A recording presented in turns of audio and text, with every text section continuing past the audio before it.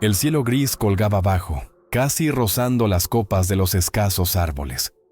Estos árboles se erguían desnudos, con las ramas truncadas, gigantes mutilados. La tierra circundante era una masa continua de barro y aguanieve, pisoteada por orugas y botas. El barro era pegajoso, chapoteaba bajo los pies y llegaba hasta los tobillos. Granjas destrozadas, sus muros de piedra parcialmente derrumbados. Las vigas de madera sobresalían hacia afuera como huesos rotos. Las ventanas bostezaban con vacío, los tejados se habían hundido. Por todas partes se veían las huellas de la guerra, los esqueletos calcinados de camiones y transportes blindados alemanes yacían en los márgenes de las carreteras destrozadas, su metal retorcido y cubierto de hollín. Cráteres de proyectiles de artillería bostezaban en la tierra, algunos con diámetros de decenas de pies, llenos de agua turbia que reflejaba el cielo gris. El alambre de espino yacía en los campos, entrelazado con sucios terrones de nieve que nunca llegaron a derretirse del todo, testimonio de las heladas recientes. Un viento penetrante arrastraba aguanieve y una lluvia fina, obligando a encogerse en el cuello del abrigo, incluso a los más resistentes. El frío calaba hasta los huesos a través de los uniformes empapados. La niebla descendía a menudo, ocultando el horizonte y convirtiendo el mundo en unas pocas decenas de yardas a la redonda en una prisión gris y húmeda, donde cada paso debía darse con cautela. Una sensación de agotamiento flotaba en el aire. El agotamiento de la tierra que ya no podía dar frutos. El agotamiento de los edificios, que se desmoronaban al menor contacto. Y el agotamiento de los hombres, cuyos rostros eran tan grises como el cielo y cuyos movimientos eran lentos y pesados.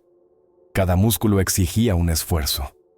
La compañía C del 3er Batallón llevaba semanas sentada en este paisaje. Eran veteranos. Sus uniformes estaban descoloridos, sucios, rotos en algunos sitios, la lana húmeda y pesada. Los parches de división y los rangos estaban desvaídos, casi indistinguibles sobre el fondo sucio. Los rostros curtidos por la intemperie, cubiertos por una fina red de arrugas, con miradas que contenían poco humor y mucho cansancio. La vista perdida en la distancia, a menudo ausente. Habían recorrido el camino desde las playas de Normandía, a través de los combates en las Ardenas y la prolongada campaña en Lorena. Este camino había dejado su huella en ellos en forma de cicatrices, físicas e invisibles, y un cansancio profundo y arraigado. Se movían de forma coordinada, con órdenes mínimas, entendiéndose con una mirada, un gesto breve, un mecanismo bien engrasado. Pero esta coordinación era el resultado de incontables horas junto a la muerte, del peligro compartido y la ayuda mutua, no de un patio de instrucción con su entrenamiento de marcha. El cinismo impregnaba sus conversaciones, un caparazón protector contra lo visto y lo vivido, una forma de lidiar con lo absurdo de la situación. Sus hogares de acero, los tanques M4 Sherman, estaban cerca, también sucios, con las marcas de los combates en su blindaje. Algunas secciones estaban cubiertas de hollín por explosiones cercanas.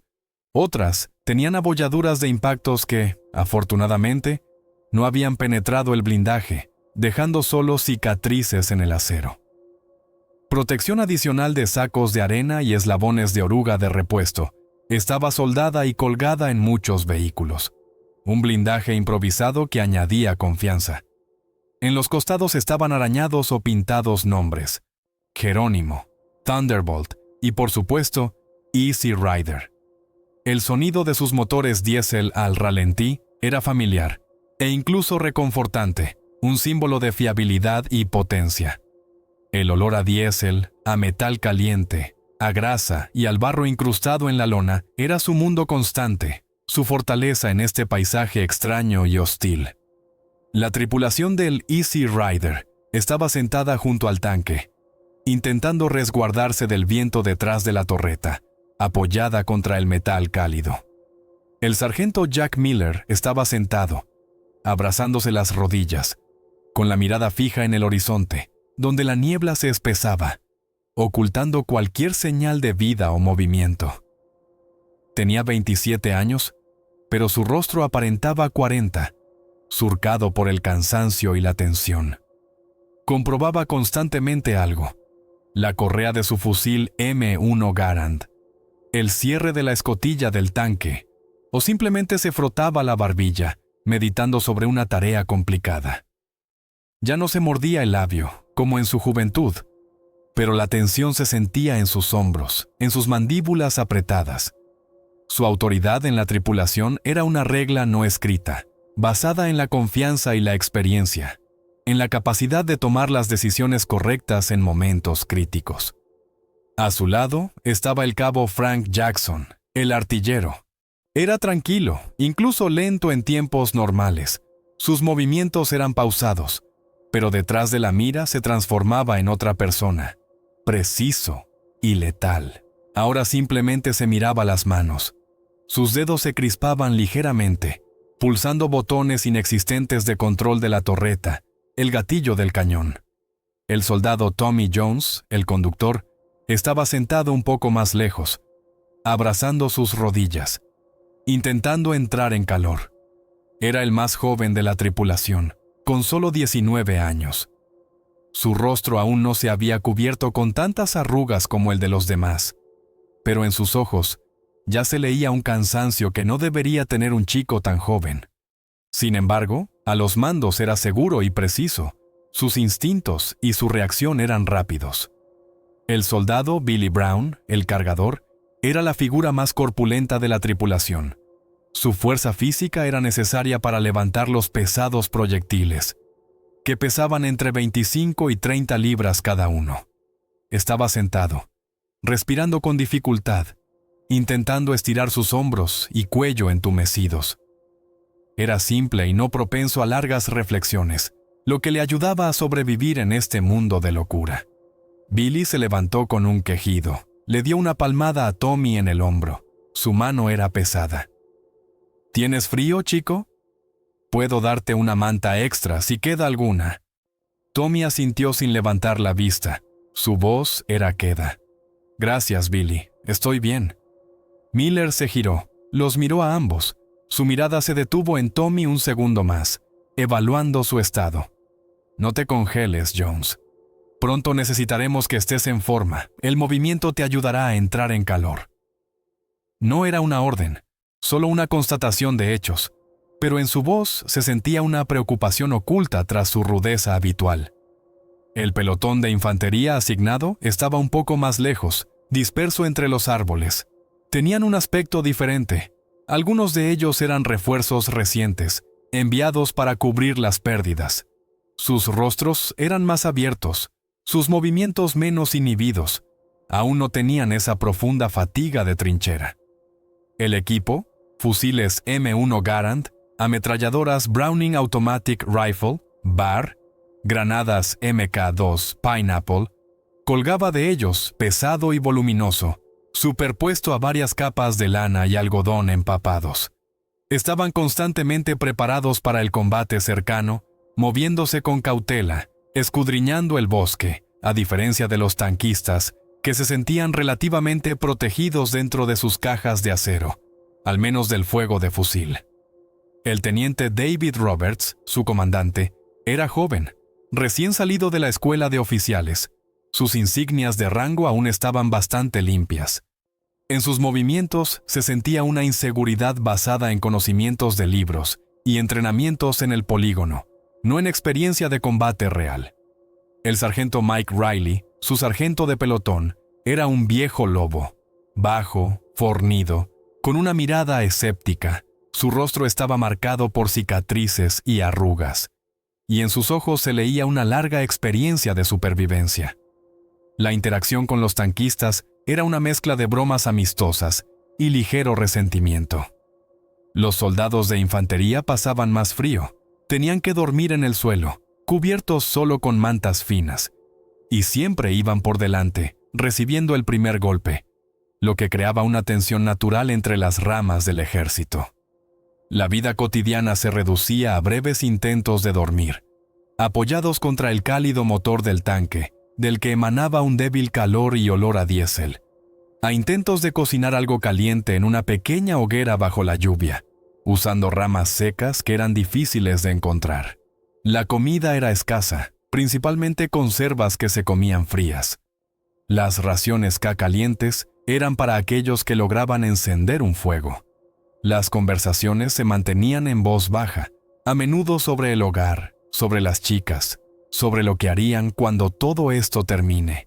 Planes para una vida pacífica que eran casi irreales, de cuento de hadas en esta tierra gris y destruida, rodeados de barro y muerte. Esos sueños eran su único apoyo. Miller escuchaba estas conversaciones, a veces insertando una palabra o frase corta, pero se mantenía un poco al margen. El peso de la responsabilidad recaía sobre él, separándolo del resto de la tripulación. Él era responsable de sus vidas. La tensión de fondo nunca desaparecía por completo. Un disparo de artillería ocasional a varias millas de distancia hacía que todos se sobresaltaran, agachándose instintivamente, aunque supieran que estaban fuera de la zona de impacto. El crujido de una rama en el bosque, el sonido del viento en los árboles. Cualquier ruido inesperado provocaba que una docena de cañones apuntaran instantáneamente en esa dirección. Los nervios estaban al límite. Los rumores circulaban constantemente sobre supersoldados alemanes, sobre una nueva arma nunca vista capaz de cambiar el curso de la guerra, sobre bases secretas y desarrollos ocultos. El peligro se esperaba de todas partes, de debajo de la tierra, del aire, de detrás de cada casa en ruinas, de cada curva del camino. Este miedo constante y de bajo nivel se había convertido en parte de su existencia. La compañía estaba acampada en un pequeño bosque en las afueras de otro pueblo devastado por la guerra, cuyo nombre ninguno de ellos conocía ni le importaba. Los árboles ofrecían algo de refugio del viento y la humedad.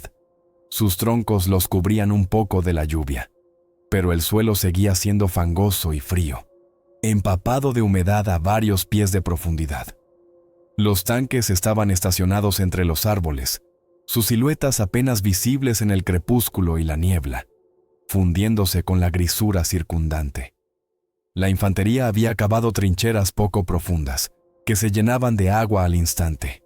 Algunos simplemente se sentaban apoyados en los troncos, envueltos en mantas mojadas, tratando de conservar algo de calor.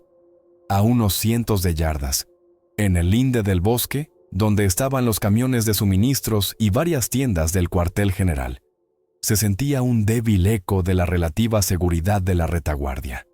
Allí dormían los oficiales y los escribientes del Estado Mayor. Tenían catres e incluso estufas. La diferencia entre ellos, en relativa seguridad, y el frente, donde cualquier movimiento atraía la atención del enemigo y se convertía en motivo de bombardeo, era palpable y provocaba sentimientos encontrados en los combatientes. Esa noche, Miller fue convocado al puesto de mando. Se levantó, se ajustó el casco de acero en la cabeza y caminó por el bosque, esquivando charcos y raíces que se le enganchaban en las piernas. Pasó junto a otras tripulaciones, algunas de las cuales intentaban limpiar sus armas M1 Garand, sus movimientos lentos y metódicos. Otras simplemente fumaban en silencio, observando el crepúsculo que caía. Olía a tierra húmeda, a la tela mojada de sus uniformes y a tabaco. El olor de los cigarrillos se mezclaba con el aroma del bosque húmedo. Desde las profundidades del bosque llegaba el ronquido bajo y monótono de varias decenas de hombres exhaustos. La sesión informativa tuvo lugar en una tienda grande, montada apresuradamente, de lona gruesa e impermeabilizada.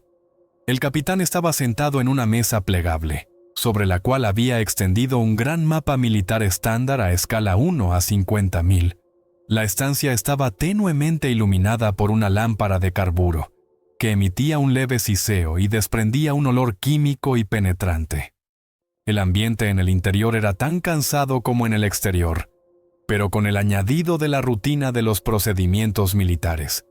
Otros oficiales estaban sentados en sillas plegables o simplemente en cajas, bostezando, anotando algo en cuadernos con lápices. El capitán señaló en el mapa con la punta de un lápiz. un pequeño pueblo situado a unas 5 millas al suroeste de su posición actual. El nombre era alemán, Falkenhayn, un conjunto de sonidos desconocidos. Lo pronunció sin un acento particular. Importancia estratégica. El pueblo estaba en una pequeña elevación, unos 30 o 40 metros por encima del terreno circundante, y controlaba un cruce de 2 caminos de tierra, importante para el avance de las fuerzas principales. Enemigo esperado. Según los datos de inteligencia, reconocimiento aéreo, interrogatorios de prisioneros, interceptaciones de radio. Se trataba de restos de unidades de infantería de la Wehrmacht, con un número de hasta una compañía, reforzadas por la Volkssturm local, hombres mayores y adolescentes. La inteligencia informaba de varios cañones antitanque, camuflados en las entradas del pueblo, en posiciones a su alrededor. PaK-40 de calibre 75. La orden era simple y clara, expuesta en la jerga militar estándar. La compañía C debía avanzar al amanecer, tomar el pueblo de Falkenhayn, suprimir cualquier resistencia, consolidar la posición y esperar la llegada de las fuerzas principales del batallón, que debían pasar por el cruce al día siguiente. En el mapa, el pueblo parecía normal, con indicaciones de casas, una iglesia y carreteras, una típica construcción rural alemana. No había símbolos inusuales, ni marcas que indicaran algo fuera de lo común, ni designaciones de búnkeres, ni campos de minas, ni emboscadas de tanques. La sesión informativa terminó tan rutinariamente como había comenzado, sin palabras ni emociones superfluas. Miller regresó al tanque. Se sentó junto a la tripulación, que ya se había despertado, sintiendo su regreso. «Tenemos trabajo», dijo, su voz baja y uniforme, desprovista de cualquier entonación, simplemente transmitiendo información. Repitió la orden, señalando la dirección en su pequeño y arrugado mapa que sacó del bolsillo del pecho. La tripulación recibió la información con una resignación cansada. Era solo otro pueblo, otra tarea. Billy carraspeó, sacudiéndose el barro de los pantalones. Otro maldito pueblo que tomar. Espero que haya algo comestible allí. Tommy preguntó por la distancia al objetivo. «Unas 5 millas por este camino», respondió Miller, calculando en el mapa. Jax permaneció en silencio, su mirada pensativa, ya imaginando mentalmente el terreno, los ángulos de tiro. Miller añadió que la inteligencia informaba que el pueblo estaba sospechosamente tranquilo. No era la retirada habitual de los alemanes, que siempre dejaban tras de sí minas trampa, cables de tropiezo y francotiradores para ralentizar el avance. Ese silencio le preocupaba más que una resistencia evidente. Era antinatural. La tripulación comenzó la rutinaria pero vital revisión del tanque. Tommy se metió debajo del vehículo, comprobando la suspensión, los balancines, la tensión de las orugas, el estado de las ruedas de apoyo. Se oía el golpeteo de las llaves inglesas y los gruñidos ahogados de Tommy desde debajo del tanque. El olor a grasa se mezclaba con el olor a tierra. Miller y Jax revisaban la óptica, periscopios, miras, limpiándola con paños especiales, comprobando el funcionamiento de los mecanismos de la torreta, el accionamiento eléctrico y los volantes manuales. Billy, mientras tanto, se ocupaba de lo más pesado, la carga de municiones. Gruñía mientras levantaba los pesados proyectiles, que pesaban entre 25 y 30 libras cada uno, y los colocaba en los estantes del pañol de municiones dentro del casco y la torreta. Perforantes, AP, para atacar tanques y fortificaciones. De alto explosivo, HE, para infantería y edificios. De humo para enmascaramiento o designación de objetivos. La revisión de las armas personales. Carabinas M1, pistolas Colt M1911 de calibre .45. Fue rápida. Siempre debían estar limpias y cargadas. Todo el equipo debía estar en su sitio, listo para su uso inmediato en caso de una sorpresa. El pelotón de infantería también se preparaba. Revisaban sus fusiles M1 Garand, desmontándolos y montándolos. Llenaban los cargadores con cartuchos de calibre .30-06 Distribuían granadas y minas, comprobando los detonadores. Su equipo parecía aún más voluminoso, puesto sobre varias capas de ropa mojada, las mochilas llenas de todo lo necesario para el combate y la supervivencia. En los rostros de algunos de los soldados más jóvenes, aquellos refuerzos, se leía una clara preocupación y nerviosismo. El sargento Riley caminaba entre ellos, dando órdenes cortas y claras con una voz baja y ronca. Se aseguraba de que cada uno llevara suficientes cartuchos, granadas de mano y agua en las cantimploras. Los últimos momentos de calma antes de la operación estaban llenos de silencio y una creciente tensión interna que se sentía físicamente. Aquellos que podían intentaban dormir, acurrucados bajo las mantas, apoyados en el tronco de un árbol. Algunos hablaban en voz baja, susurrando recuerdos de casa, intercambiando frases cortas para no sentirse completamente solos en esa hora previa al amanecer. Alguien en las profundidades del bosque escribía silenciosamente una carta en una hoja de papel, a la luz de una lámpara de carburo. Una carta que nunca llegaría a su destinatario. Los pensamientos sobre lo que sucedería mañana pesaban sobre cada uno, aunque nadie lo decía en voz alta. Era una regla tácita. El aire se enfriaba a medida que se acercaba el amanecer. La operación debía comenzar con los primeros rayos de sol. Al amanecer, cuando la niebla aún no se había disipado por completo, pero el cielo gris comenzaba a aclararse, adquiriendo un tono más definido. La columna de tanques y la infantería que la acompañaba se puso en marcha. Los tanques M4 Sherman fueron los primeros. Sus cascos de acero parecían siniestros en la penumbra del preamanecer, seguidos por los camiones con municiones y suministros, y luego el resto de la compañía y las unidades asignadas. El estruendo de los motores diésel, despertando a la vida, rompió el silencio de la hora previa al alba. El sonido era bajo y potente. El traqueteo de las orugas sobre el asfalto roto y la tierra resonaba en el aire, lleno de humedad, y el olor a tierra húmeda. Nubes de humo de escape, gris azulado y acre en el aire frío, se arrastraban detrás de cada vehículo, creando una cortina gris en movimiento. La sensación de movimiento, finalmente iniciado después de una larga espera, traía a la vez un cierto alivio. La acción siempre es mejor que la espera, aunque esta acción fuera peligrosa, y aumentaba la ansiedad ante lo desconocido que les esperaba, ante lo que los aguardaba tras la siguiente colina. La marcha por las carreteras destrozadas fue lenta y difícil. El asfalto estaba plagado de cráteres de proyectiles, algunos de varios pies de profundidad, y grietas que habían convertido la calzada en una línea quebrada. Los tramos de tierra se habían convertido en un barro líquido y viscoso, en el que las orugas se atascaban, arrastrando con dificultad las toneladas de metal.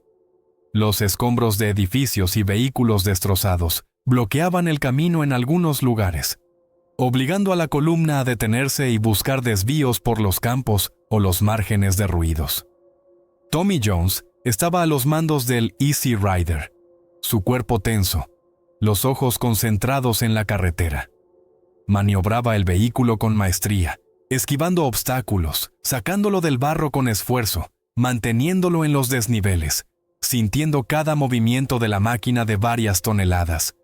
Cada sacudida del tanque, cada golpe del tren de rodaje, se sentía en sus manos, sus hombros, su espalda. Era un trabajo físico pesado. La infantería caminaba al lado o viajaba sobre el blindaje, agarrándose con fuerza a las barandillas, sus rostros cubiertos de polvo del camino mezclado con la humedad de la lluvia, lo que creaba manchas de suciedad. La monotonía de la marcha se prolongó durante horas bajo el cielo gris. Un paisaje uniforme de campos destruidos, arados por los proyectiles, y bosques con las copas rotas, salpicado por las raras ruinas de pueblos cuyos nombres no tenían importancia. Escasos acontecimientos interrumpían esta rutina, haciendo que los nervios se tensaran. Un avión solitario sobrevoló el cielo a gran altura. Su afiliación era incierta. Todos siguieron su movimiento atentamente, listos para cubrirse. En algún lugar lejano, más allá del horizonte, se oían los sordos sonidos de un combate, una andanada de artillería, ráfagas de ametralladora. Otro frente, otra batalla que tenía lugar en paralelo a su marcha. A veces, la columna se detenía. Uno de los tanques tenía problemas con el motor o una oruga, lo que requería una reparación rápida, acompañada del golpeteo de herramientas y las maldiciones de la tripulación. Dentro del Easy Rider, la tripulación hablaba, frases cortas y entrecortadas, intentos de bromear, conversaciones sobre comida o cigarrillos, intentos de distraerse de la tensión y el cansancio. Miller estaba en la cúpula del comandante, con la escotilla entreabierta, escudriñando el terreno con los prismáticos, examinando cada arbusto o estructura sospechosa. Jax miraba a través de la mira del cañón de 76 milímetros, su vista deslizándose por los árboles y las colinas, buscando señales de una emboscada o fortificaciones. La perspectiva de la infantería era diferente. Les dolían los pies de caminar constantemente sobre superficies irregulares. Sentían cada piedra y raíz.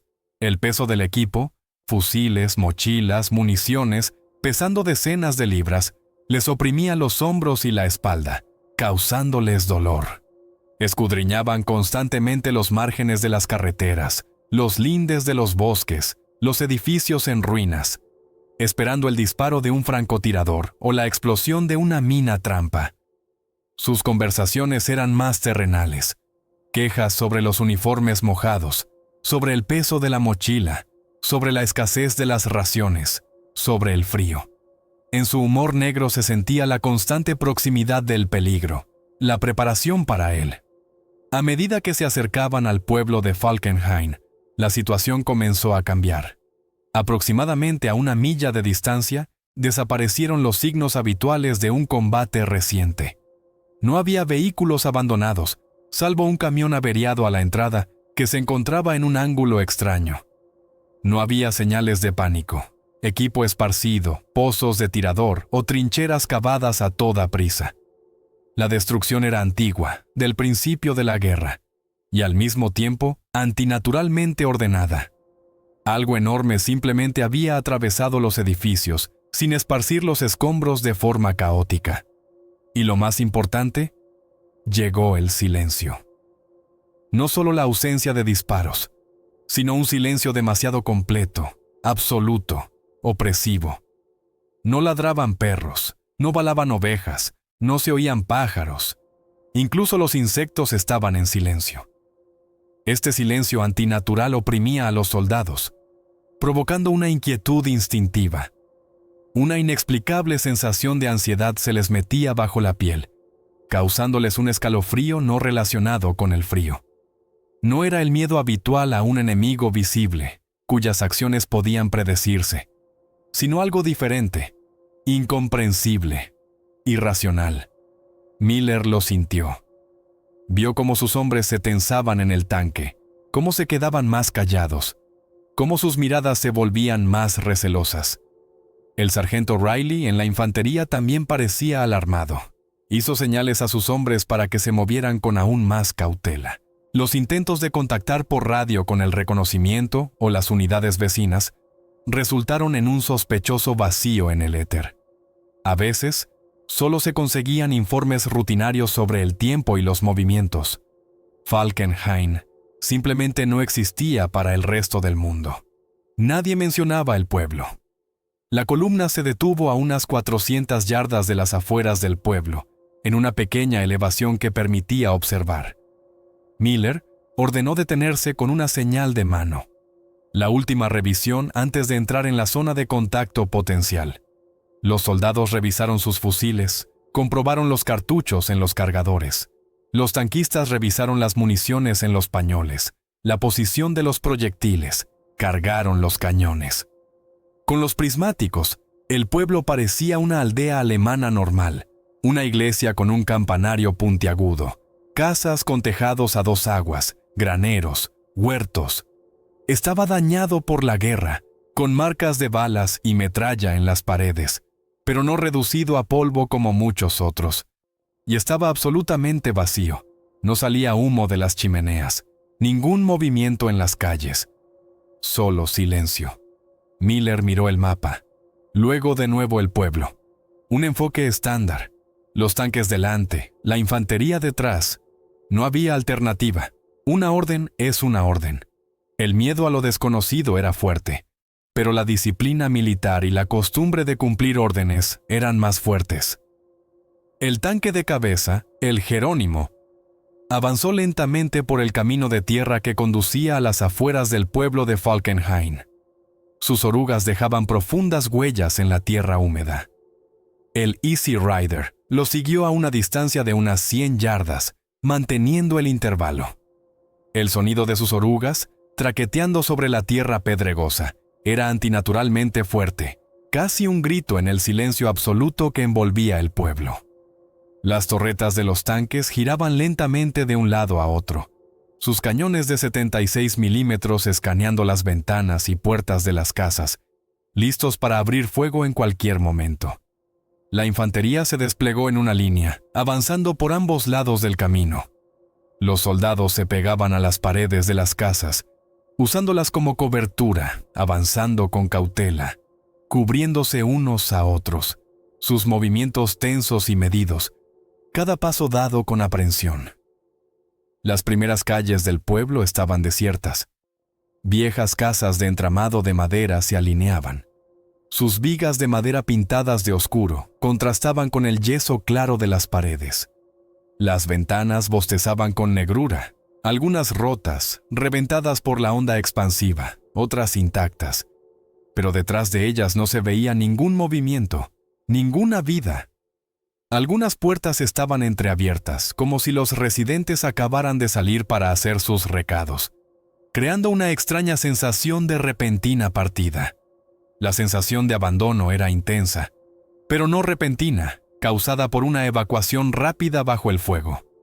El pueblo se había extinguido lentamente, abandonado hacía mucho tiempo, pero conservaba rastros de una presencia reciente e inexplicable.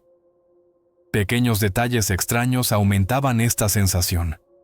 En la acera yacía un carro de madera volcado, abandonado en medio del camino, sus ruedas girando en el polvo. En el polvo, junto a la pared de una casa, se veía una vieja y gastada muñeca de trapo, dejada caer por un niño. Estos objetos, testimonios de una vida normal, estaban fuera de lugar y causaban perplejidad.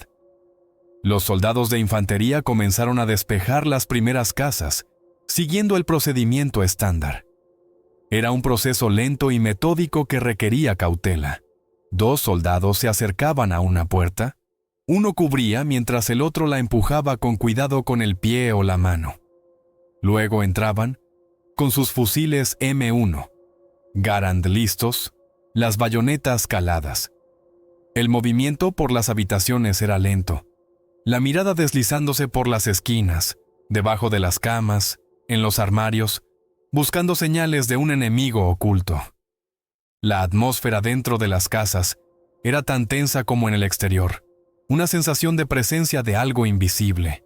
Olía a madera vieja, a polvo, a aire estancado y a algo indefinido, a rancio. El teniente Roberts intentaba mantener el contacto por radio con el comandante de la compañía. Su voz temblaba ligeramente por la tensión. Los tanques continuaron avanzando, cruzando lentamente la plaza frente a la iglesia, sus orugas chirriando sobre los adoquines. De repente, el silencio estalló. Fue el chasquido seco y agudo de un fusil, un Mauser 98K alemán. El disparo provino de la ventana del segundo piso de una de las casas en la calle central. Un instante después, resonó el estruendo de una ametralladora, una MG-42. Su característico sonido, como tela rasgándose, era inconfundible y letal. El fuego era denso, dirigido a la línea de infantería. Los primeros gritos de los soldados de infantería estadounidenses, heridos, rompieron el silencio sepulcral del pueblo, convirtiéndolo en un campo de batalla ordinario. La reacción de los soldados estadounidenses fue instantánea, perfeccionada hasta el automatismo por incontables horas en combate. Los tanques se detuvieron. Sus torretas giraron bruscamente hacia las fuentes de fuego, los cañones apuntando a los edificios. Los soldados de infantería que iban por la calle se lanzaron al suelo, buscando cualquier cobertura disponible. Detrás de los muros, de los carros volcados, en nichos, detrás de restos de vallas. Los que estaban en las casas se pegaron a las paredes, preparándose para repeler un ataque o apoyar a sus camaradas con fuego. Los fusiles estadounidenses y las ametralladoras BAR abrieron fuego de respuesta, dirigido a las ventanas y puertas de donde disparaba el enemigo. Era el sonido familiar del combate, pero sonaba extraño en este pueblo silencioso y vacío. El eco de una guerra normal en un lugar antinatural. La ametralladora coaxial Browning de calibre .30 del Easy Rider comenzó a rugir, dirigida a la ventana de donde provino el primer disparo. Luego, del cañón de 76 milímetros salió un estruendo. Un proyectil de alto explosivo voló hacia el edificio donde estaba la ametralladora. La pared se derrumbó, levantando una nube de polvo y escombros, y se oyó el sonido de vigas cayendo. La resistencia alemana resultó ser coordinada. No era una retirada en pánico ni disparos al azar. Los tiradores conocían sus posiciones, usaban la cobertura eficazmente. El fuego era preciso, dirigido a suprimir el avance de las tropas estadounidenses, no a su aniquilación total. Luego apareció un nuevo sonido. El golpe sordo del disparo de un cañón antitanque PaC-40. El proyectil pasó zumbando junto al Easy Rider, impactando con un sonido agudo en la pared de una casa detrás. Los tanquistas se quedaron inmóviles dentro, esperando el siguiente disparo. El cañón estaba bien camuflado en un cruce, en un patio, no era visible. Los tanques comenzaron a maniobrar, moviéndose hacia adelante y hacia atrás, tratando de determinar su ubicación y salir de la línea de fuego antes de que el siguiente proyectil encontrara su objetivo. Era evidente que los alemanes no intentaban aniquilar a los estadounidenses a toda costa. Sus fuerzas eran demasiado pequeñas para eso. Su defensa estaba diseñada para retrasar, para fijar a las unidades estadounidenses en combate, no para derrotarlas. Su objetivo era ganar tiempo, desviar la atención de otra cosa. Los soldados estadounidenses, completamente absortos en un combate familiar contra un enemigo familiar, actuando según el manual, no se percataron de esta sutileza. Suprimían los puntos de fuego, avanzando metro a metro, casa por casa, sin preguntarse por el extraño silencio antes del combate o por el propósito de una resistencia tan limitada pero precisa. Era una batalla estándar, a pesar del inusual preludio. En pleno tiroteo con las escasas posiciones alemanas, cuando el estruendo de los cañones de los tanques, el crepitar de las ametralladoras estadounidenses y el sonido característico de la MG-42 alemana llenaban el aire, los combatientes comenzaron a sentir algo nuevo, no relacionado con los sonidos habituales de la guerra. La tierra bajo sus pies comenzó a temblar. Al principio fue un temblor débil, apenas perceptible, como una lejana andanada de artillería a muchas millas de distancia, o el trabajo de maquinaria pesada de construcción más allá del horizonte. Pero la vibración se intensificó con una velocidad antinatural, volviéndose cada vez más intensa y aterradora. Dentro del tanque Easy Rider, fue un traqueteo metálico adicional y atípico, el temblor de los instrumentos en el panel de control, una sacudida de todo el casco no relacionada con el movimiento o los disparos. Todo el vehículo vibraba al unísono con el suelo, transmitiendo ese temblor a la tripulación. A la vibración se sumó un sonido que no venía de arriba ni del horizonte, sino de algún lugar de abajo. Primero fue un zumbido bajo y gutural, que provenía de debajo de la tierra, una bestia enorme revolviéndose en sus entrañas. Este zumbido se convirtió gradualmente en un chirrido, el movimiento de enormes piedras de varias toneladas frotándose entre sí, y el crujido de estructuras subterráneas rompiéndose, raíces, formaciones rocosas. Luego apareció el sonido del desplazamiento de una masa gigantesca e increíblemente pesada, una montaña moviéndose bajo tierra con una fuerza descomunal.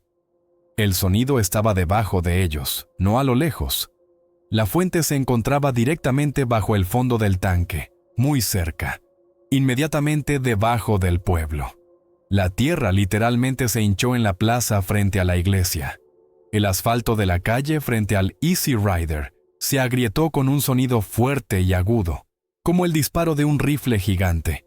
Se partió en grandes trozos que saltaban por la fuerza de la presión subterránea.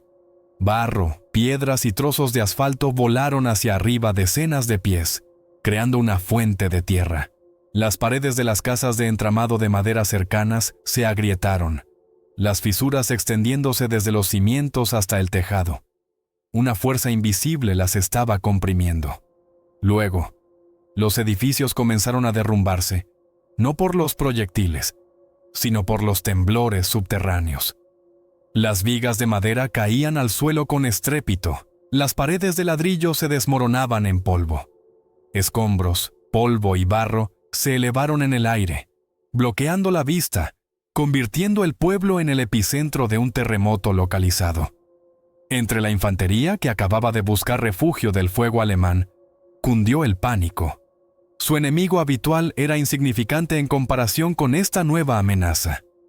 Echaron a correr, sin entender lo que sucedía, buscando cualquier salvación de esta amenaza nueva e incomprensible, que venía de debajo de la tierra y destruía su mundo. El clímax llegó unos segundos después del inicio del temblor. La tierra se abrió en un lugar específico. En medio de la calle, no lejos de donde estaba el Easy Rider, a unos 50 metros de él, se abrió una enorme fisura, y de ella comenzó a emerger aquello. La primera parte visible era masiva, blindada, cubierta por una capa de tierra y barro. Era una cabeza, una barrena gigante, cubierta de una capa de lodo y óxido, de origen claramente no natural, sino artificial, cuasi artificial. Se movía con una inevitabilidad aterradora, una máquina perforadora de dimensiones inimaginables. Cuando la criatura emergió por completo a la superficie desde el socavón, se hizo visible su tamaño gigantesco.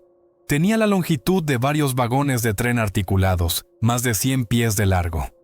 Su apariencia era una combinación aterradora de carne viva y metal. Una máquina fusionada con un organismo biológico. Una cubierta oscura y terrosa, una mezcla de quitina y piel, cubría su cuerpo, intercalada con gruesas placas metálicas unidas por enormes remaches y protuberancias.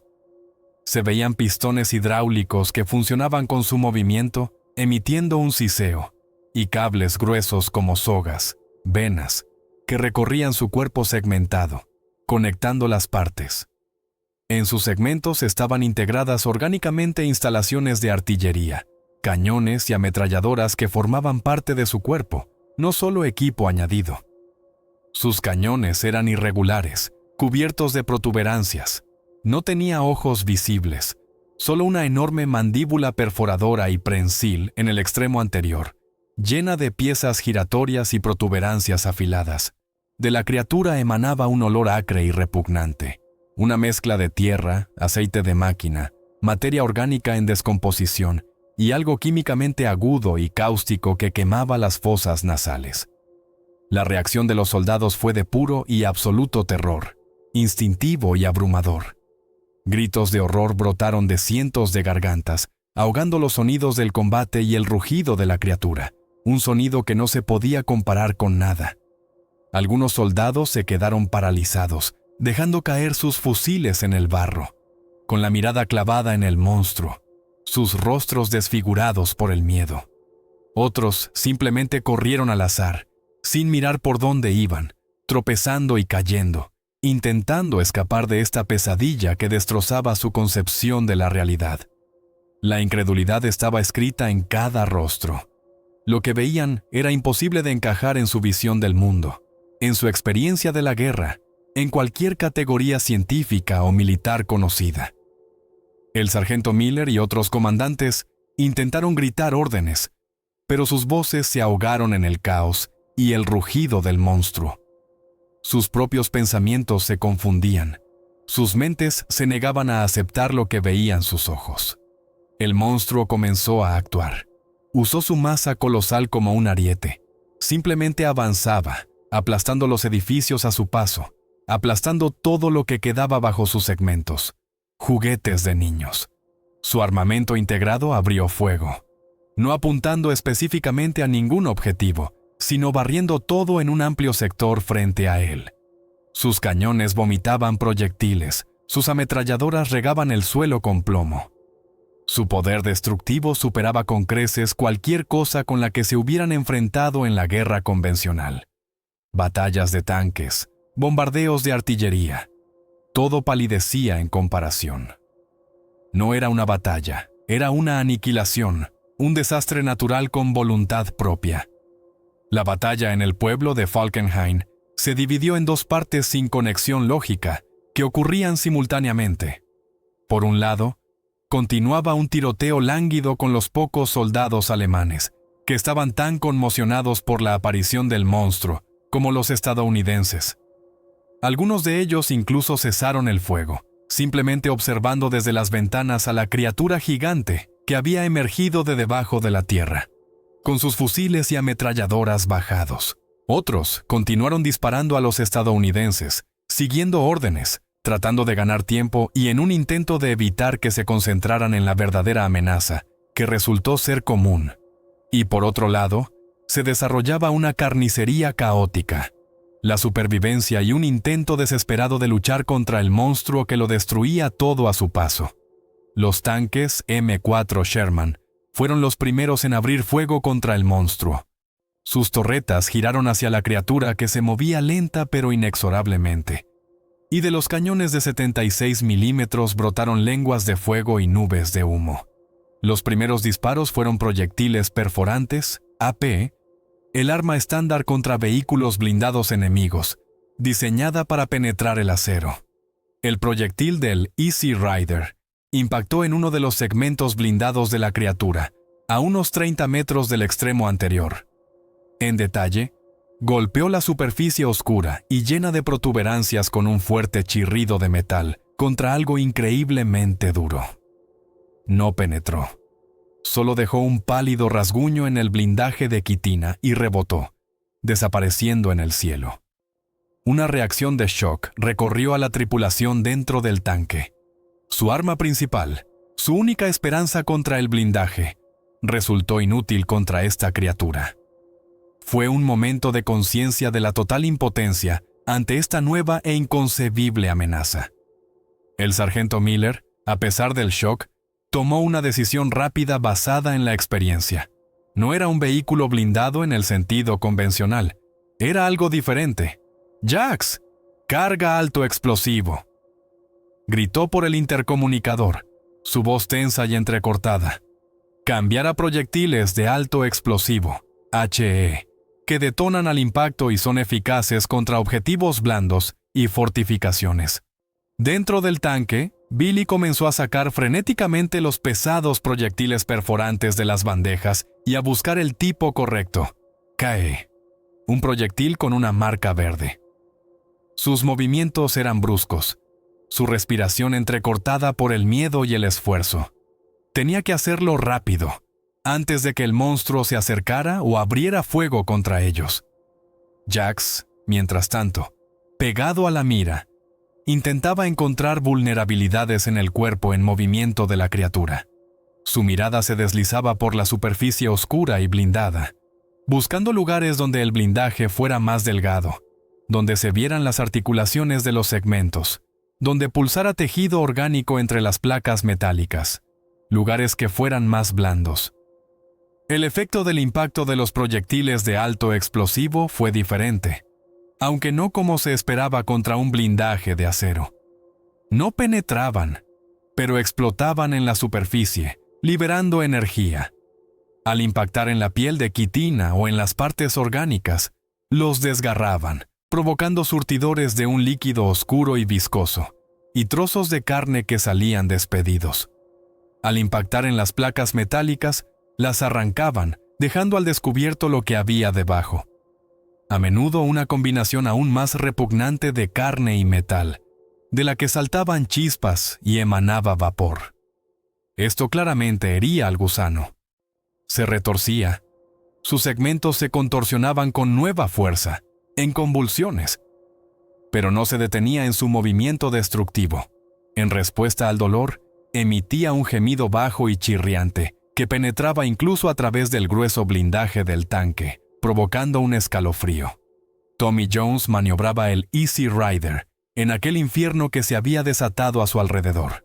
Sus manos aferraban las palancas de control, su cuerpo tenso, toda su atención concentrada en el movimiento.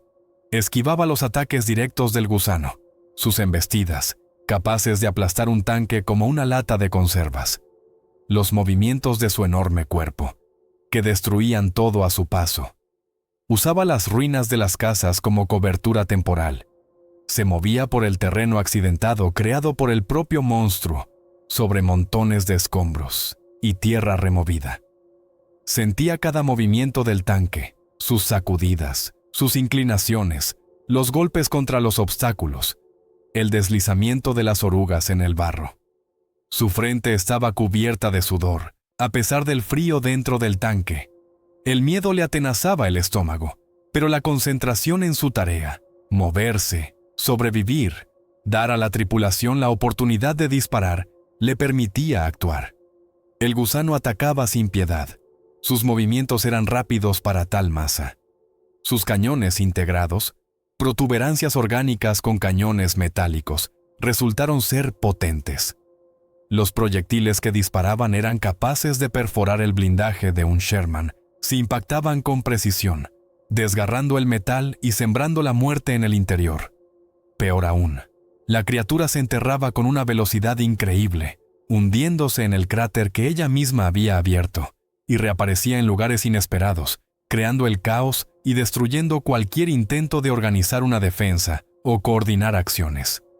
Los soldados de infantería morían por cientos, aplastados por su masa, destrozados por sus armas, abatidos por los tiradores alemanes que se habían reactivado, usando al monstruo como cobertura. Por la radio se oían gritos, peticiones de ayuda de otras tripulaciones y pelotones. Y luego llegaba el silencio. Otro tanque alcanzado, otra unidad aniquilada, devorada por este horror. Dentro del Easy Rider, cada miembro de la tripulación actuaba al límite de sus capacidades, físicas y emocionales. Miller, pegado al periscopio, intentaba evaluar la situación general, que se desmoronaba, para entender qué sucedía fuera de su caja de acero. Daba órdenes breves y entrecortadas a Tommy y a Jax. Su voz era ronca. Jax, con el rostro pegado a la mira, ignoraba todo excepto el objetivo en movimiento. Su mundo se había reducido a la retícula de la mira y el cuerpo del monstruo. Buscaba ese punto débil, ese único lugar donde un impacto podría infligir un daño crítico, inutilizar a la criatura. Billy, sin aliento por la tensión y el miedo, pasaba los proyectiles desde los pañoles de municiones. Tenía los ojos desorbitados por el terror, pero sus manos se movían mecánicamente, sacando el tipo de proyectil correcto, introduciéndolo en la recámara, cerrando el cerrojo. Repetía el tipo de proyectil. ¡Je! ¡Je! Era un conjuro que lo protegía de la realidad. Era un infierno encerrado dentro de una caja de acero, moviéndose por un infierno en la tierra, donde la línea entre lo vivo y lo mecánico se había desvanecido. El caos alcanzó su punto álgido, convirtiendo el pueblo en un caldero hirviente de destrucción. El pueblo se había transformado en un amasijo de edificios derruidos, escombros en llamas y cuerpos destrozados. Por todas partes se oían gritos y gemidos. El monstruo, retorciéndose y aplastándolo todo a su alrededor, era invulnerable a las armas convencionales. Su blindaje resistía impactos directos. Fue en ese momento cuando todo parecía perdido y los supervivientes estaban a punto de ser aplastados o aniquilados, que Jax, pegado a la mira, notó un patrón. No un simple golpe o una curva, sino una interacción repetida de los segmentos de la criatura. Cuando una de sus armas integradas giraba para disparar, por un instante se abría una articulación cubierta por un blindaje menos denso, una delgada fisura entre los segmentos.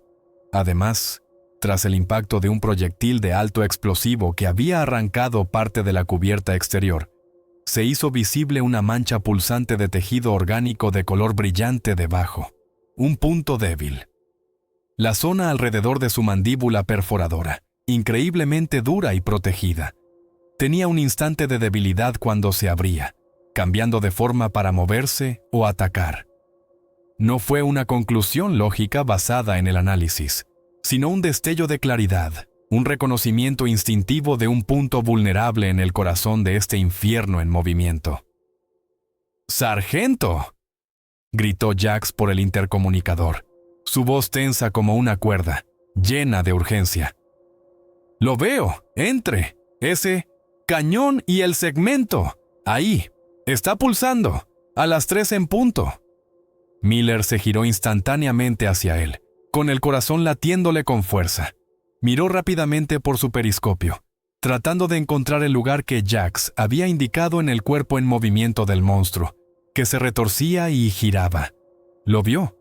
Era un lugar pequeño, de solo unos pocos pies de diámetro, pero se diferenciaba del resto de la superficie blindada. Era más claro. Su textura era diferente, más blanda. Miller tomó una decisión crítica en una fracción de segundo. Olvidarse de los francotiradores alemanes, olvidarse de los tanques destruidos a su alrededor, olvidarse de todo excepto de aquello. «Jackson, escúchame, solo a ese punto, todo el fuego ahí. Tommy, mantén el ángulo, síguelo. Billy, rápido, el siguiente». Su orden fue breve, tajante, llena de desesperación y de una última esperanza. Jax comenzó a apuntar el cañón de 76 milímetros. El tanque temblaba por las explosiones cercanas y los impactos de los proyectiles del monstruo o de los escombros de los edificios, sacudiéndose de un lado a otro.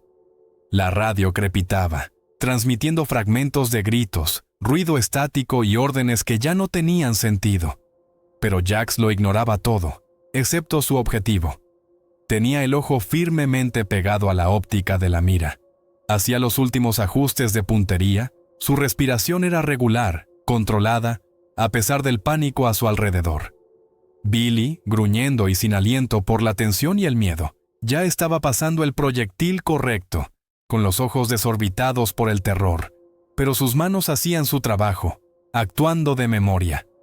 El objetivo se movía, se retorcía, giraba, disparaba desde otras armas, complicando la puntería. Jax tenía que calcular el avance, atrapar ese instante casi imperceptible en el que el punto vulnerable se abriría de nuevo o estaría en la zona de tiro. «¡Listo!» «Component placement», gritó Jax, con el dedo en el gatillo. Miller asintió, con las mandíbulas apretadas. «¡Fuego!». El estruendo del disparo del cañón de 76 milímetros en el espacio cerrado de la torreta fue ensordecedor, a pesar de los auriculares. El tanque se sacudió por el retroceso, sacudiendo a la tripulación. Jax volvió a apuntar inmediatamente, listo para disparar de nuevo, esperando un fallo o un efecto insuficiente. Pero no fue necesario un segundo disparo. El proyectil impactó exactamente en el punto vulnerable que Jax había localizado. No hubo una penetración en el sentido habitual. En su lugar, se produjo una ruptura. Un enorme surtidor de un líquido oscuro y viscoso, mezclado con sangre y trozos de materia orgánica, brotó de la herida, salpicando las paredes de los edificios derruidos cercanos. Saltaron chispas. Se oyó un fuerte chirrido, metal desgarrando metal y carne viva al mismo tiempo. Y de la herida, y de su mandíbula perforadora, emanó un sonido aterrador y sobrenatural. Un chillido, un gemido chirriante que helaba la sangre en las venas, el sonido de un dolor inhumano. Era el grito de dolor de una criatura que no debería sentir dolor, algo biológico y mecánico a la vez. El gusano se estremeció. Se retorció en convulsiones. Su enorme cuerpo segmentado se arqueó con una fuerza antinatural, aplastando todo a su alrededor en su agonía. Una de sus armas integradas, situada cerca del lugar del impacto, enmudeció. Luego de ella brotó vapor y chispas. Explotó desde dentro, inutilizada. Los movimientos del monstruo se volvieron menos coordinados. Giraba sin rumbo en el sitio, destrozando las ruinas con más fuerza. Sus ataques se volvieron sin sentido. Se preparaba para un último, desesperado y destructivo ataque, pero el monstruo comenzó a enterrarse rápidamente de nuevo. Una bestia herida tratando de esconderse en su madriguera. Sus segmentos, uno tras otro, comenzaron a hundirse en la tierra removida, desapareciendo en el socavón del que había emergido. Barro, piedras y escombros caían tras él, rellenando parte del socavón. El sonido de la criatura hundiéndose bajo tierra era un estruendo sordo, un chirrido y un zumbido que se alejaba, un tren gigante entrando en un túnel bajo tierra. La tierra tembló de nuevo, pero de una manera diferente. Era la sacudida de la partida del monstruo, de su movimiento en las profundidades, no de su aparición en la superficie. Sobre el lugar donde desapareció, quedó un cráter enorme e irregular, rodeado de tierra removida y piedras pulverizadas, una herida abierta. Después de que el gusano se ocultara por completo bajo tierra, llegó un segundo momento de silencio. Fue aún más abrupto que el primero. El mundo finalmente exhaló. Los soldados alemanes, privados de su aterradora cobertura y viendo la magnitud de la destrucción causada por el monstruo, que era igualmente peligroso para ambos bandos, cesaron la resistencia. Los que sobrevivieron, o bien simplemente arrojaron sus armas y levantaron las manos en estado de shock, o intentaron huir, pero fueron abatidos por los restos de la infantería estadounidense. La batalla había terminado, pero no fue una victoria en el sentido habitual, fue supervivencia. Después de que el estruendo del combate, el rugido del monstruo y el chirrido de la bestia se apagaran, sobrevino un silencio luctuoso.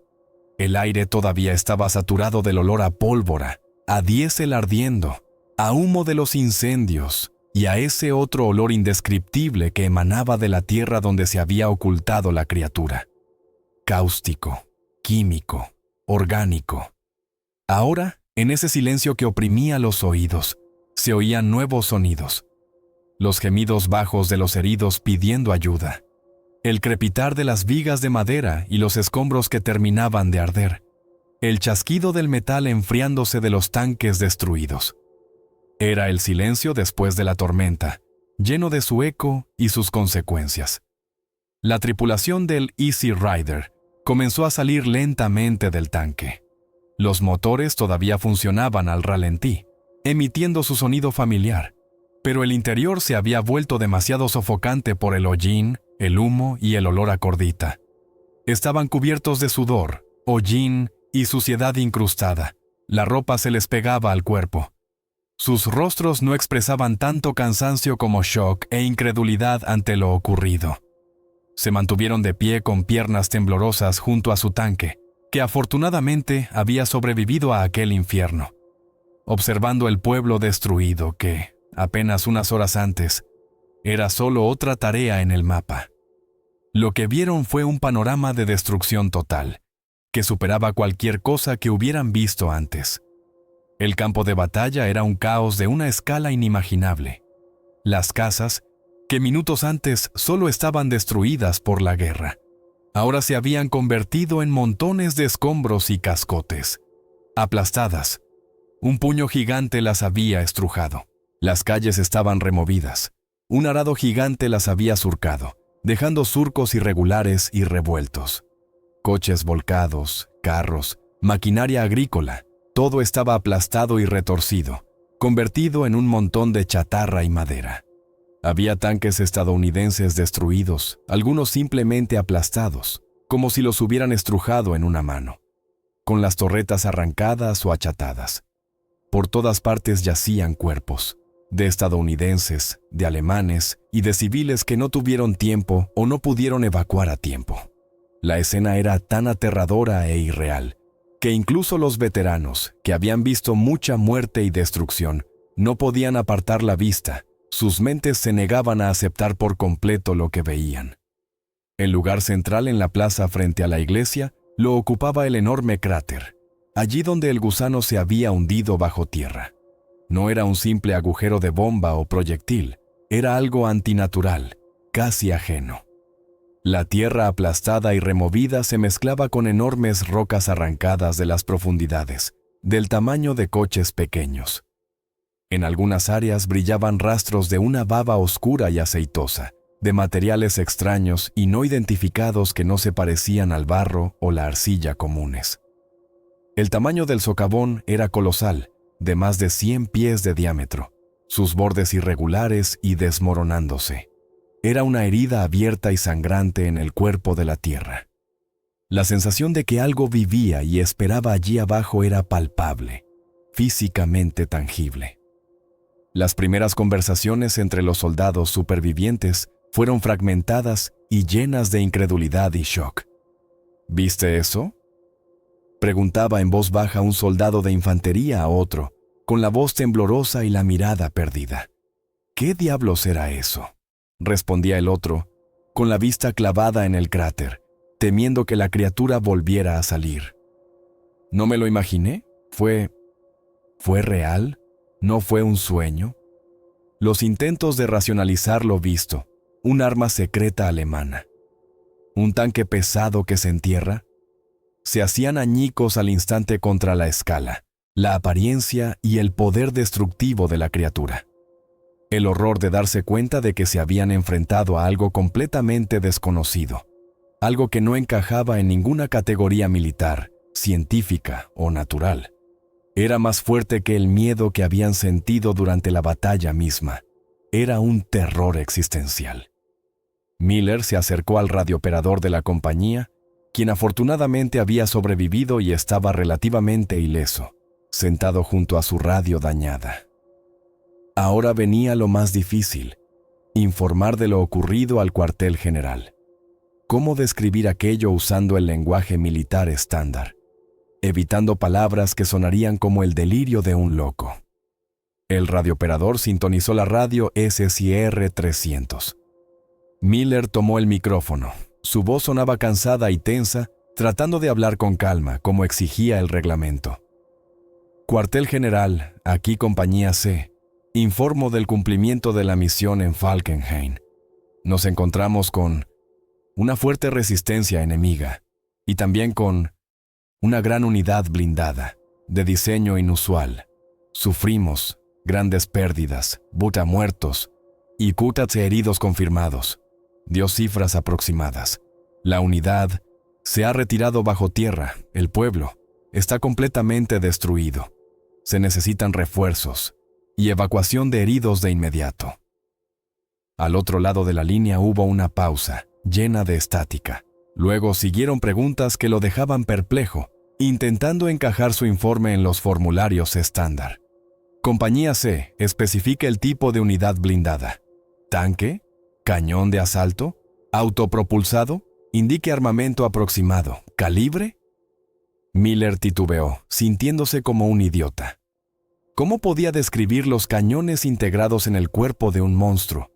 Respiró hondo. No identificado, armamento pesado, varios cañones de diferentes calibres, integrados en el casco. Se movía, no sobre orugas o ruedas. Emergió de debajo de la tierra. Finalmente, después de varios intentos, el informe fue aceptado, reducido a la mínima información posible. Entendido, Compañía C. Informe recibido. Clasificaremos como encuentro con armamento enemigo experimental no identificado. Ue la bolle. Esperen refuerzos en unas horas. Nadie hizo preguntas sobre cómo ese armamento había aparecido de debajo de la tierra o cómo era en realidad. La burocracia militar simplemente encajó lo visto en las categorías existentes para procesar la información. Los restos del pelotón de infantería y de las tripulaciones de los tanques se reunieron en la plaza, que ahora estaba sembrada de escombros y cuerpos. El recuento de bajas fue espeluznante. De toda la compañía y la infantería asignada, sobrevivió menos de la mitad. Decenas de hombres murieron en cuestión de minutos. Silenciosamente ayudaban a los heridos, vendándolos con sus botiquines individuales, dándoles agua de las cantimploras. Las miradas que intercambiaban aquellos que habían visto al gusano y sobrevivido a aquel infierno decían más que cualquier palabra. Estaban unidos por esa experiencia común e inefable que los había cambiado para siempre. Habían visto algo que alteraba la concepción de la realidad y ahora tenían que vivir con ese conocimiento. Unas horas más tarde, cuando el día había pasado del mediodía y el cielo gris comenzaba a inclinarse hacia el atardecer, otras unidades y oficiales de Estado Mayor comenzaron a llegar a Falkenhayn. El estruendo de nuevos tanques M4 Sherman y camiones GMC en las carreteras destrozadas volvió a romper el silencio, pero era el sonido familiar de la guerra, incomparable con el horror que habían oído por la mañana, un sonido que formaba parte de su vida cotidiana. Llegaron oficiales de Estado Mayor del batallón, del regimiento, incluso de la división, hombres con uniformes limpios o relativamente limpios, con portapapeles y mapas. Sus rostros expresaban una mezcla de evaluación profesional de la magnitud de la destrucción y una evidente perplejidad ante su tipo. Había claras señales de un combate de tanques, de la acción de la artillería, de armas ligeras, pero el enorme cráter, la tierra removida y los extraños edificios aplastados, no simplemente destruidos, no encajaban en el cuadro estándar de las consecuencias de un combate normal. Inmediatamente comenzaron los interrogatorios a los soldados supervivientes. Oficiales de Estado Mayor, limpios, con uniformes relativamente nuevos, con cuadernos y lápices en la mano. Se acercaban a los combatientes sucios, cansados y conmocionados, muchos de los cuales aún no se habían recuperado. Hacían preguntas estándar y mecánicas: ¿dónde estaban? ¿Qué vieron? ¿Quién disparó? ¿Qué tipos de vehículos enemigos observaron? ¿Cuántos contaron? Los soldados intentaban describir al monstruo usando palabras que les resultaban inadecuadas. Sus testimonios coincidían en lo principal: una criatura gigante que salió de debajo de la tierra, una combinación de carne y metal, con cañones integrados. Pero diferían en los detalles: el número exacto de armas, la velocidad de movimiento, en millas por hora, los sonidos específicos que emitía, sus dimensiones exactas, en pies. El shock, el miedo y el caos del combate distorsionaban su percepción, haciendo que los testimonios fueran fragmentarios y contradictorios en los detalles. Los oficiales escuchaban, sus rostros en su mayoría impasibles, tratando de mantener el profesionalismo, pero en sus ojos se leía una clara perplejidad e incredulidad ante los detalles más fantásticos. Intentaban relacionar estos testimonios con tipos conocidos de armamento alemán. ¿Podría ser un tanque superpesado como el Maus? Zrenia. ¿Quizás un nuevo lanzacohetes? Zrenia, pero fue en vano. Tras los oficiales llegaron los especialistas, ingenieros militares, expertos en municiones, hombres con gafas, profesores, investigadores universitarios, no soldados, algunos con uniforme, otros con monos sin insignias. Entre ellos había científicos militares, biólogos, geólogos, agentes de inteligencia especializados en rumores sobre las Wunderwaffen alemanas, las armas maravillosas en las que trabajaban los nazis. Actuaban metódicamente, sin palabras superfluas, con una curiosidad profesional pero fría. Estudiaban un fenómeno geológico inusual, una nueva máquina. Su principal lugar de trabajo se convirtió en el enorme cráter de la plaza. Lo acordonaron para que nadie se acercara sin permiso. Usaron herramientas, largas varas para medir la profundidad, medida en pies, palas para recoger muestras de suelo, bolsas y contenedores herméticos para las muestras. Se oían sus diálogos, intentos de aplicar un enfoque científico o técnico a un fenómeno que claramente excedía los límites de su ciencia y tecnología. La profundidad es de unos 30 pies aquí, en el centro. La estructura del suelo está alterada en varias decenas de pies a la redonda. Las muestras muestran extrañas inclusiones orgánicas, no parecidas a las plantas locales. Alto contenido de metales desconocidos en el suelo alrededor del socavón. Hablaban en su jerga profesional. tratando de mantener una apariencia de control y comprensión de la situación. Los especialistas encontraron pruebas físicas de la existencia de la criatura. Trozos de su blindaje, placas oscuras y pesadas que, tras un examen más detenido, resultaron no ser solo metal, sino una combinación increíblemente densa de aleación, carne petrificada y quitina de insecto. Fragmentos de sus armas integradas, extraños tubos huecos, diferentes a cualquier cañón de arma conocido, piezas, pistones hechos de metal, pero que se movían dentro de un material vivo y orgánico, coágulos de un líquido oscuro y aceitoso, que olía simultáneamente a aceite de máquina, materia orgánica en descomposición y algo cáustico, químicamente agudo. Rocas y metales fundidos con restos de materia orgánica que se encontraron en el fondo del cráter. Descripción detallada de estos fragmentos. Estaban calientes al tacto incluso horas después de la desaparición de la criatura. Tenían una textura extraña y no homogénea. Su color era gris oscuro o pardo, con vetas verdosas o violáceas, y eran increíblemente duros. No se parecían a nada conocido en la industria militar o la biología. Las muestras se recogieron meticulosamente. Se fotografiaron desde diferentes ángulos, se empaquetaron en contenedores numerados y se describieron en diarios con una precisión pedante y burocrática. Los especialistas intentaron realizar un análisis preliminar in situ, en un laboratorio portátil. Olfateaban las muestras, palpaban su textura, les echaban gotas de ácidos de pequeños frascos. Algunas muestras siseaban, otras permanecían inertes, otras cambiaban de color de forma extraña. Sus rostros se volvían cada vez más perplejos. Ninguna de las pruebas daba los resultados esperados. Nada de lo visto se correspondía con sus conocimientos sobre armamento alemán o de cualquier otro tipo conocido, ni con ningún fenómeno natural. La culminación de esta parte fue la discusión sobre la clasificación. Los oficiales del mando y los especialistas se reunieron en una de las tiendas de campaña supervivientes del cuartel general. Se propusieron opciones para el informe oficial. ¿Tanque superpesado? ¿Nuevo tipo de mina autopropulsada? ¿Arma experimental de ruptura de defensas? La opción de alucinación masiva, propuesta por uno de los oficiales subalternos, fue rápidamente descartada. La destrucción física era demasiado real y masiva, y los testimonios de diferentes soldados que habían visto a la criatura desde distintos puntos coincidían en los rasgos principales y más increíbles. Se tomó una decisión: incidente en Falkenhayn. Clasificación oficial para el mando superior. Encuentro con un enemigo experimental desconocido. UIEW. Clasificar urgentemente toda la información sobre este incidente como secreta.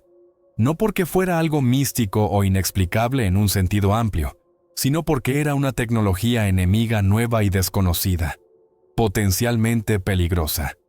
Y cualquier nueva tecnología enemiga en tiempo de guerra se somete automáticamente al más estricto secreto para no causar pánico o para no dar a entender al enemigo que se sabe de ella. Nada de agentes con abrigos negros ni conversaciones sobre monstruos. Solo la cansada burocracia militar, tratando de encajar una realidad pesadillesca y rugiente en las pulcras líneas de un informe y un clasificador militar. Los supervivientes de Falkenhayn fueron evacuados del pueblo, dejando atrás la destrucción, los cuerpos de los caídos y el inefable cráter en la plaza. Fueron alojados en un campamento temporal, donde recibieron primeros auxilios para los heridos y, formalmente, ayuda psicológica. Pero la ayuda psicológica se limitaba a registrar datos, a breves preguntas sobre su estado y a frases generales de consuelo. Lo que habían visto no tenía nombre en los manuales de medicina, ni en los libros de texto sobre trauma de combate. El horror de la batalla vivida contra el monstruo, su aspecto inconcebible, su olor repugnante, los sonidos que penetraban a través del blindaje. Todo ello se había asentado profundamente en su interior, convirtiéndose en parte de su conciencia. Muchos tenían pesadillas, no sobre soldados alemanes o tanques destruidos, sino sobre la tierra temblando, sobre una mandíbula emergiendo de ella, sobre el sonido de un chirrido. Durante el día, realizaban tareas rutinarias, limpiaban sus armas, reparaban equipos, comían raciones escasas, pero cualquier sonido fuerte, cualquier vibración del suelo, el paso de un camión o un ruido extraño, les hacía encogerse por dentro, devolviéndolos al horror vivido. Esta experiencia común de Falkenhayn creó un vínculo especial e inquebrantable entre los que estuvieron allí, los que vieron aquello y sobrevivieron. La tripulación del Easy Rider, Miller, Jax, Tommy, Billy, se unió aún más. Intercambiaban miradas breves, entendiéndose sin palabras. No necesitaban explicaciones. Hablaban de otras batallas, del tiempo, de la comida, de planes para el futuro, pero nunca del gusano, o solo con insinuaciones comprensibles únicamente para ellos, usando palabras sin sentido para los extraños. Este vínculo los separaba a la vez de los demás soldados del batallón que no habían estado en ese pueblo. Aquellos los miraban con respeto por las pérdidas sufridas, con compasión, pero no comprendían la profundidad de su silencio y su constante ansiedad. Es difícil compartir algo que es imposible de describir con palabras, algo que trasciende la realidad comúnmente aceptada. El sargento Miller llevaba una doble carga. La carga de un comandante que había perdido hombres y máquinas bajo su mando, por los que se sentía responsable, y la carga de un hombre que había visto algo que había trastocado su comprensión del mundo, de la naturaleza de la guerra y de las amenazas. Escribió informes, prestó declaración ante los oficiales de Estado Mayor y los especialistas. Cada vez tenía que traducir lo impensable al lenguaje de la terminología militar, sintiendo impotencia y frustración. Sabía que su informe sobre una unidad blindada no identificada de diseño inusual era solo una pálida sombra de la realidad, distorsionada e incompleta. El conocimiento de que aquella criatura estaba viva y se había ocultado bajo tierra, no destruida, pesaba sobre él como una losa. Sentía la responsabilidad no solo por sus hombres, sino también por un posible futuro en el que ese monstruo pudiera reaparecer, en otro lugar, convirtiéndose en una amenaza no solo para ellos, sino para el mundo. La vida continuaba, la guerra no se detenía. La unidad fue reforzada con reclutas, jóvenes que aún no habían visto el verdadero infierno de la guerra, llenos de un ingenuo entusiasmo y miedo. Llegó nuevo equipo para reemplazar el perdido. La vida volvió a la rutina militar: levantarse, marchas, trincheras, patrullas, combates. Volvieron a participar en otras batallas normales contra la Wehrmacht. Asaltaron ciudades, avanzaron por carreteras, cayeron bajo fuego de artillería. Había un marcado contraste entre el horror de Falkenhayn y los horrores estándar de la guerra, a los que, paradójicamente, casi se habían acostumbrado, que eran comprensibles y predecibles. Pero el conocimiento del gusano estaba profundamente arraigado. Ahora, al escudriñar el terreno, sus ojos no solo buscaban trincheras camufladas, cañones de armas antitanque o posiciones de francotiradores. Buscaban algo más: una fisura en la tierra, un movimiento antinatural del suelo, un silencio demasiado completo. Las muestras y los informes de Falkenhayn ascendieron por la cadena de mando. Pasaron del laboratorio de campo a los centros de análisis, a muchas millas del frente, en Estados Unidos o en Londres. Fueron examinados por científicos militares, ingenieros, agentes de inteligencia, que intentaban comprender su naturaleza. Acabaron en archivos secretos, clasificados como uno de los extraños, fallidos o no confirmados intentos de los alemanes de crear una nueva arma, una de las muchas teorías sobre las Wunderwaffen. Su verdadera naturaleza quedó sin comprender, descartada por increíble, demasiado fantástica para ser aceptada. El gusano estaba herido, pero se había retirado bajo tierra. No hay garantías de que no se recupere, de que no sane sus heridas usando su aterradora naturaleza biomecánica, de la que no sabían nada. No hay garantías de que no reaparezca en otro lugar, bajo otro pueblo, en otro momento, cuando la guerra termine. La amenaza no había sido eliminada, simplemente se había ocultado, convirtiéndose en parte de un mundo subterráneo del que los humanos no sabían nada, un mundo lleno de incertidumbre.